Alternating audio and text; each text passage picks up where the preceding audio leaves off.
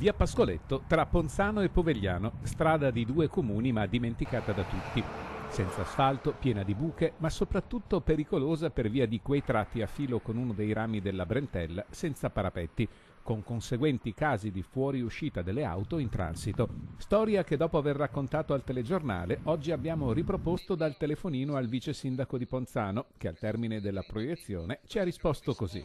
Con l'assessore ai lavori pubblici di Povegliano abbiamo già concordato un primo intervento per la sistemazione delle buche e stiamo valutando con le disponibilità delle risorse dell'amministrazione di entrambe le amministrazioni anche l'eventuale asfaltatura. Vice sindaco che sul tema paracarri invece scarica la competenza al titolare della canaletta. Su questo coinvolgeremo il consorzio di bonifica.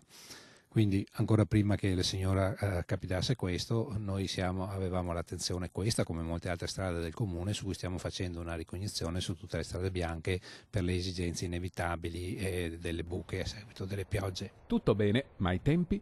Per quanto riguarda il ripristino delle buche, dicevo nell'immediato, perché stiamo già affidando i lavori per questo come per altre strade. Per quanto riguarda l'asfaltatura è da capire l'importo della spesa, quindi in questo momento non sono in grado di dare una indicazione temporale su quanto. Sicuramente nel bilancio del comune di quest'anno andremo a ricavare le risorse anche per questo intervento.